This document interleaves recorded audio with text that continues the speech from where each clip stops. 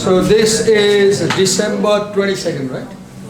Thursday, and we are in BBIS class. And since yesterday we have started student presentations, and now we have Medhavi. The word Medhavi means brilliant. So true to our name, and we'll listen to presentation.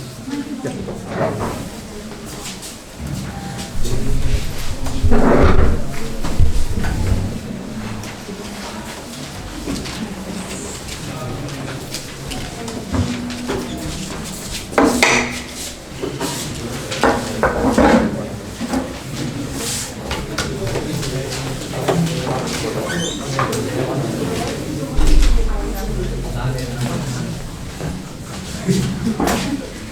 Good morning everyone. Today I am going to present about conceptual fruit. So this chapter is, this story is the story we all have never read, right?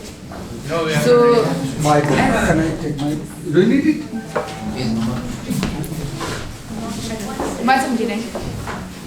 So as this chapter may also come in an exam, so please listen to me carefully so you can do good in your exam. So Conceptual Fruit, it is a short story written by Thaisa Prank. This story is one of the story from this collection of The Sleeping in Velvet. So talking about Conceptual Fruit, so as the title is Conceptual Fruit, do you guys know what does it really mean? No. Right. So according to Google, Conceptual Fruit means the multimedia or the concept of the virtual world. So as multimedia or concept of the virtual world. So the fruit means the multimedia. So as for the topic means the multimedia and all. So this story is also about the technologies and multimedia. So this story is about a family and a girl named Greta.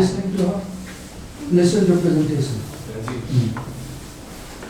If she's somebody not paying attention, then ask them to pay attention. Right? It's your job to control the audience. Yeah, just a common exam, everybody. Yeah.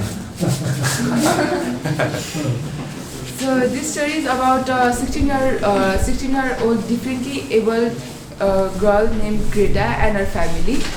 So in this story, it describes about how technology plays a vital role in our life and how it actually helps us to chase our dreams.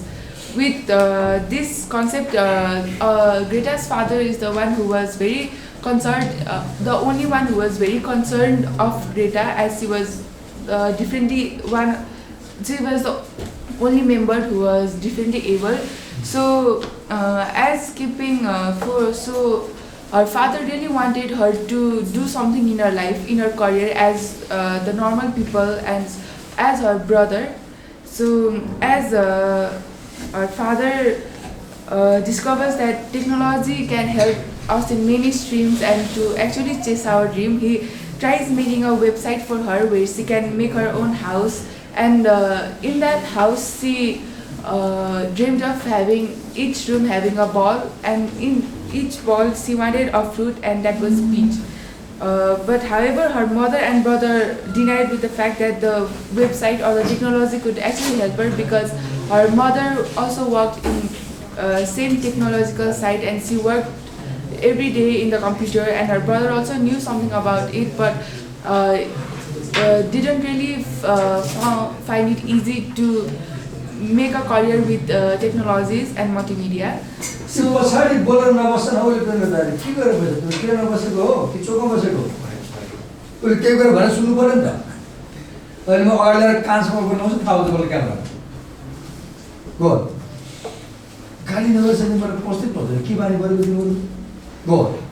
So one day, Greta's father introduces the website to her daughter. So Nepali man bolda huncha?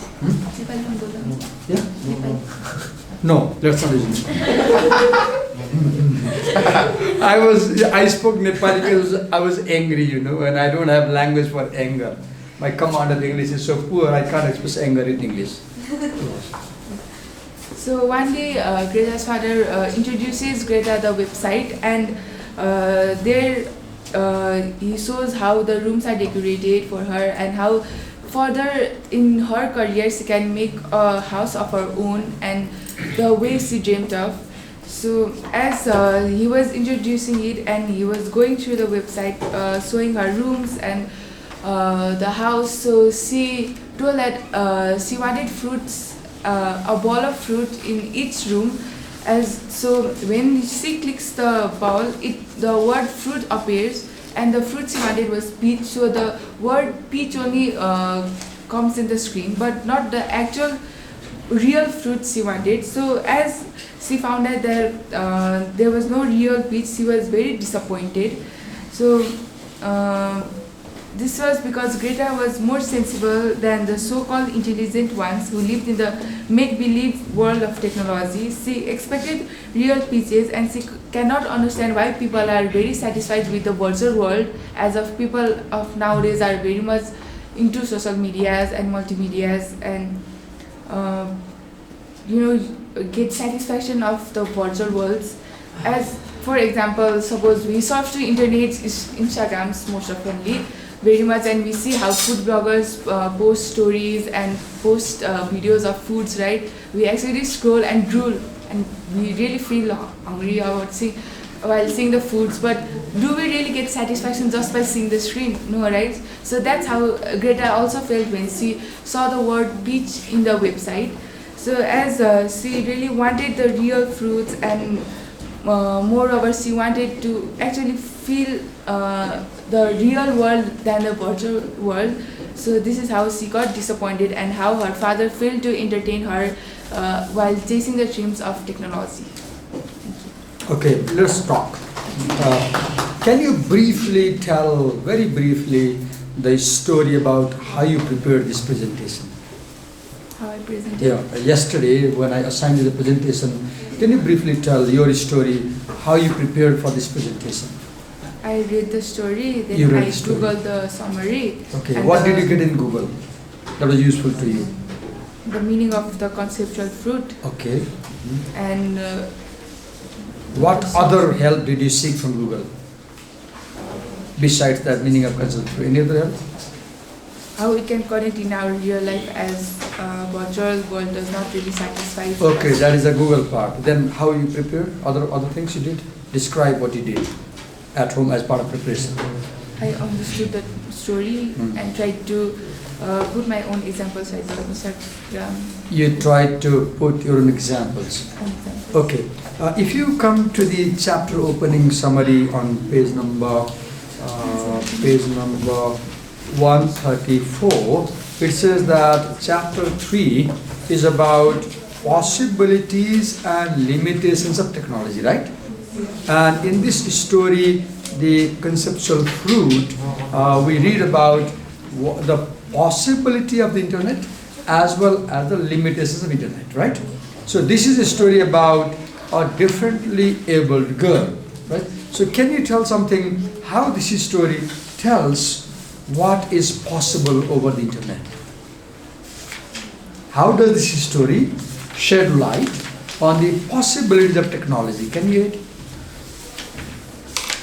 Considering that the story, Conceptual Fruit, is about a 16-year-old girl, right, who is differently able. And because she can't walk, so she is given a computer where she can create virtual world. She can create virtual town, street, house, room, fruits, right? And if you see, my question is, how does this story help us understand the possibility of technology? By technology, we can virtually imagine how.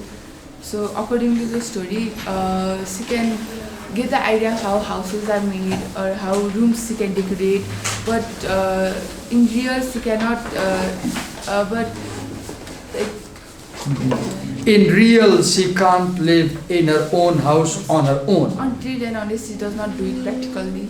And Unless, okay, she has to do it practically. And because she's differently able, she can't do it practically. So here one thing we learn is that technology can create a virtual world for us, and that sometimes may give us experience very close to real world, right? That's the possibility.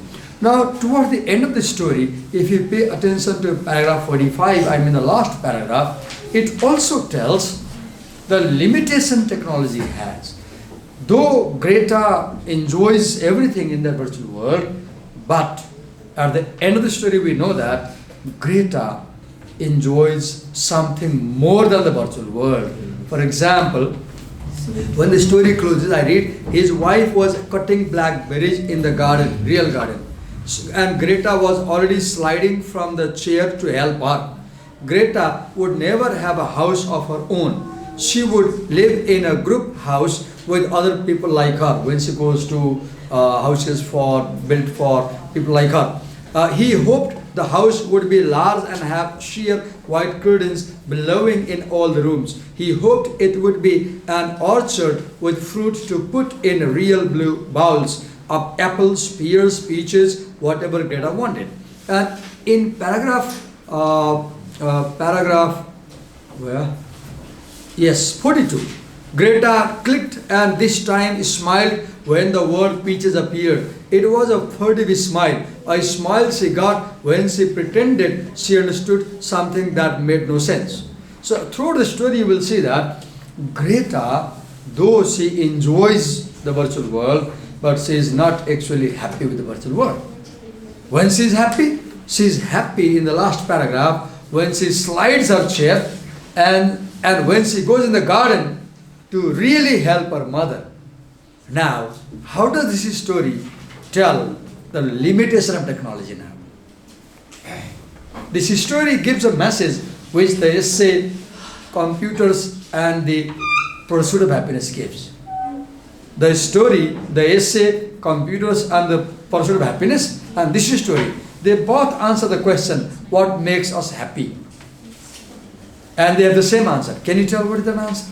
For the time being, when she saw the word peach, she was really happy knowing that she learned something she has never learned, so using the technology. So, but however, as she wanted the real fruit, she only had the limit of happiness till the word she saw peach, but not the real peach. So after going to her garden, that's where she really found happiness. The virtual world can make you satisfied for a while, but it doesn't give you the real happiness. And Greta is really happy when she has a mother in the garden and she's helping her, right? So technology has both limitations as well as possibilities. And as David Rosenberg or Galanter, who is the author of Computers and the Pursuit of Happiness? Who is the author of Computers and the Pursuit of Happiness? David Galanter. So he says that it is another human being who makes us happy, not technology. Here Greta feels happy when she is with her mother in the garden, right? So both of these texts give the same message that technology has a limitation and we should not depend too much on technology. We should be with other people. That brings us happiness. Thank you so much. Well done. So let's invite the next presenter. Who is the next presenter?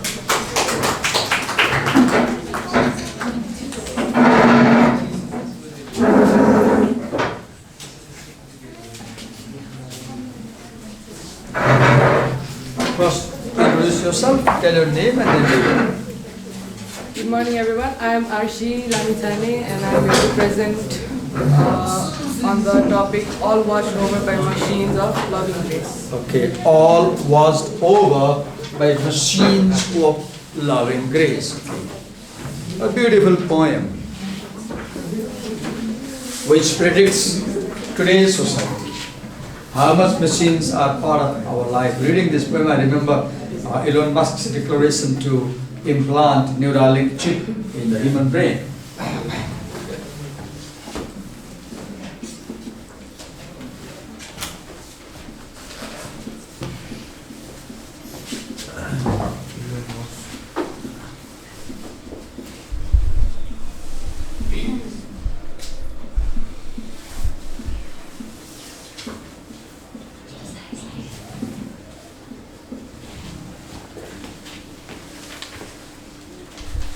So in this is a poem written by Richard Burtigan. This poem... Can you remove the mask if possible because your voice will be more audible.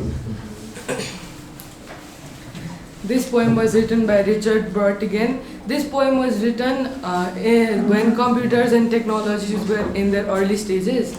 And this poem generally imagines a world where nature and technology, or mammals and technology, live in a society with harmony. Just as you speak, Arshi, I remember how much technology we have in this class. Look, there's a camera, there's a projector, there's a desktop. Most of you have mobile phones with you, right?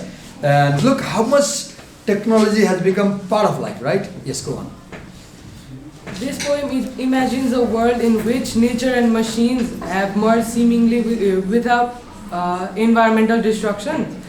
It is a world in which, in this poem, there is a world in which machines have advanced enough that human labor is no longer necessary.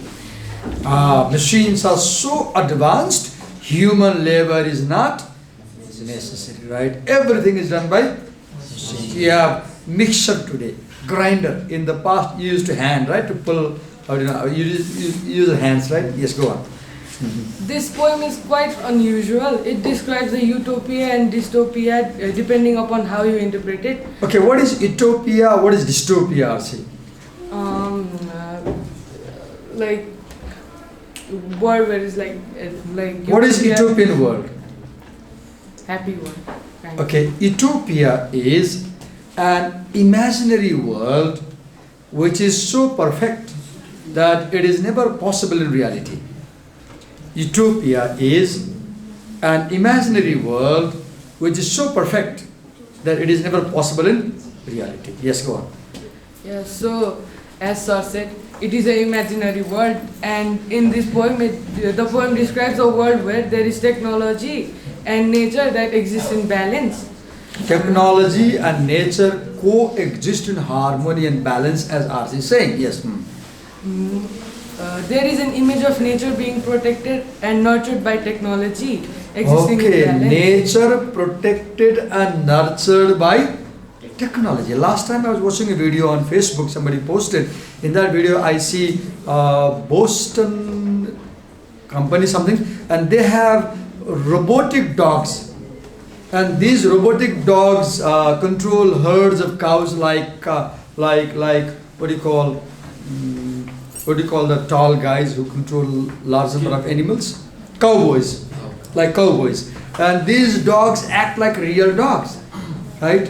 They take care of the sheep, for example, animals, for example. Yes. But nature and technology fitting in coexisting together doesn't feel quite right. Like nature, It does not feel quite right. they do not go together, but in this poem, yet somehow they have come to accept each other and coexist in a coexist in spite of the differences. Therefore, we have this idealistic vision where technology frees us from labor and provides us with opportunities. Read that line again. We have idealistic vision. Read that line again. We have this idealistic vision where technology frees us from labor and provides us this opportunity to return to our natural state. Okay. But that's not the case. Let's pair the sentence. You said that the poem presents an idealistic vision where technology frees us from our labor and takes us to what kind of world? Takes us where? Natural state. To our natural state. Takes us to our natural state. Okay. Yes, we are being watched over by machines, but not in a beneficial manner. Can you tell how at LA you are watched over by machines? If it is applicable here at LA. We have. How do machines watch you at LA?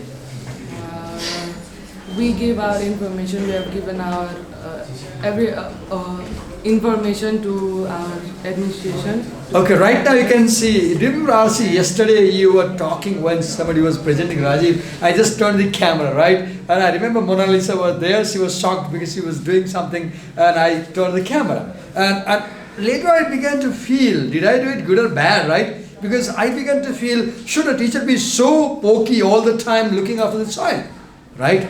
Whole day I was thinking, but now I realize that machines are there that watch us all the time. And when you go down the staircases, for example, there are CCTV cameras, right? And do you think the presence of so many cameras, like the camera in the class, we are being shot right now as we're presenting, and the camera in the corner, candid everywhere, do you think it affects us anyway? Yes, I think so, sir. Because sometimes we need our privacy. Okay. Would you watch all the time doesn't feel so.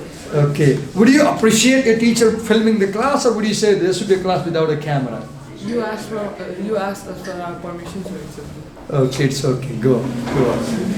Go on. Yeah. So, as I said, we are being watched over by machines, but not in a beneficial manner. Machines have ended up being a digital chain to keep us track right now, because we human beings are attached to our cell phones all the time, and we also give away all our informations to like different companies or like multimedia, like where we give them our information. We have no privacy, right? The data is being sold to companies about our behavior, right? Online behavior or other behavior, how we purchase, what things we buy, and the companies sell this data to companies, and we accordingly get ads on our profile. Have you seen? We will get advertisements on a profile analyzing our habit, right? If you like something, they know what I like, and they keep sending the same kind of ads. Have you seen? Yes. So, the last world of innocence was when there was no technology, it was the pre-technology. Oh, you said something. Last world of innocence was when there was no technology. I wish we could, can we live 24-hour with Wi-Fi off, no mobile with us, no laptop, no computer, and no electronic communication, and then feel how we experience it, right? Can we imagine being lost in the wilderness for a week in Langtang or anywhere where we have no communication like this, right? Yes. So we have a sense of urgency to always be on our phone or on the internet. So it's a serious threat. And this poem also makes us wonder some questions, like do we really have freedom as a result of computer? Do we really have freedom as a result of technology? And has it really been easier like the past years because of technology? Is our life really easier because of technology? Yes, ma'am. And does cyber world really create, what does cyber world create, utopia or dystopia? Okay, what is dystopia? Dystopia, Someone help her. Can you Google the word dystopia? Quickly, please. Quickly. Chuto. Okay, you Google. When you use a word in a presentation, you should check the meaning, right? Divakar is a danger. He might ask a meaning. This is what happened yesterday with my class at TU. I was an audience in the presentation, and the student all of a sudden says, "Sir, you kyo bandhinu ta?" In the middle of the slides. I was a bit shocked first. I was uncomfortable because I was not thinking about that thing. And I had to quickly adjust myself and explain. Yes, what is dystopia? An imagined state or society in which there is great suffering or injustice, typically one that is totally Let me read out. So dystopia is an imagined state or society in which there is great suffering or injustice, typically one that is totalitarian, ruled by kings or dictators, or post-apocalyptic, full of disasters. So utopia and dystopia are just opposite words. Okay, Arshi, let's talk for a while. Tell us your honest story about how you prepared for this presentation. I read the poem. You read the poem? Yeah, but it was just 3 stanzas. I read this. So it was not quite a lot of work, but there was already something written on it from my senior. I guess I got this from my senior. So how did you and what kind of help did you get from Google? Google, I searched for the summary of the poem, and How was that summary helpful to you? It helped me understand like the meaning of each stanza clearly, and I wrote it down. I wrote it down after I read the summary very. Okay. Did you blindly copy anything from Google? these three questions. You copied. Yeah. Okay, do you realize that such blind copying is called plagiarism? And we need to avoid, right? Thank you so much. Thank you. Before we go for the break, your break, I'll quickly read these poems and see if we are missing something. Can you follow me? I'll read quickly this poem. I like to think, and the sooner the better, of a cybernetic meadow. This is what Arshi didn't cover in her presentation, so I want to talk about it. Arshi didn't get into the poem. Her presentation was based on her help from Google. So I need to go through the poem. Of a cybernetic meadow, there is an imaginary, here is a machine image, machine imagery, cybernetic meadow. What is a meadow? A meadow is a green pasture land ground where animals graze. So cybernetic meadow, a meadow where machines are grazing, right? Where mammals and computers live together in mutually programming harmony like pure water touching the clear sky. See the simile there, like pure water touching the clear sky. So in paragraph 1, in stanza 1, the poet imagines a time and place where machines and computers, animals and machines are grazing in the field in nature beautifully in harmony. Second, I like to think right now please of a cybernetic forest. In the first stanza, he talks about cybernetic meadow. Now he talks about cybernetic forest. Of a cybernetic forest filled with pines and electronics, where deer stroll peacefully past computers as if they were flowers with spinning blossom. So in the second stanza also, he imagines a time and place where animals are living along with the machines in nature in harmony. Third, I like to think it has to be of a cybernetic ecology. Now in the first meadow, in the second forest, in the third ecology, where we are free of our labors and joined back to nature. Look, this is utopia, where we have so many expert machines, we don't have to work anything. We are free of our labors and joined back to nature. Return to our mammal brothers and sisters, and all washed over by machines of loving grace. Now this last stanza is problematic. This is difficult because the last stanza imagines that human beings are under control of machines. Human beings are grazing like animals and machines are washing them like cowboys. This is dangerous thing. And this last stanza, which was written, this poem, it was written when was, yes, 19, which year was it composed, this poem? Huh? 1960s, 70s? 60 years, okay, anyway, almost 40 years before. And what this poet was imagining about future of technology decades before is being possible today.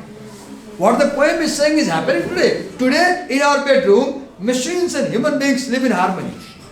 As I lay in my bed, by my side is a tape recorder, there is a cassette player, there is electronic devices, laptop, there is a camera, there is a mobile phone lying, sleeping by my side. So do you realize we are coexisting with machines? And the question comes, the last stanza, what it says is that, can we really coexist with machines, or is it the case that machines are going to dominate us? Is it the case that machines are going to dominate us like the last stanza? I like to think it has to be of a cybernetic ecology where we are free of our labors and joined back to nature. Return to our mammal brothers and sisters. And last line, all washed over by machines of loving. Just imagine being in a hospital ward, any ward, and you see how many machines are there. And just imagine every time in our life, inside the bus, inside the car, in the classroom, at home, everywhere, while riding motorbike, how many machines we have with us, right? Thank you so much. And tomorrow, who was given to present on sex roles? Okay, so sex roles, right? So we'll listen to two people, Rajiv and Medhavi. Who was given to present on just a minute. Boys will be boys. Okay, you two people, get ready, get ready. Who was given to present on sex, size and conversation? Get ready for tomorrow. And who was given women have what it takes? No one? So tomorrow I'll assign. Thank you. Thank you.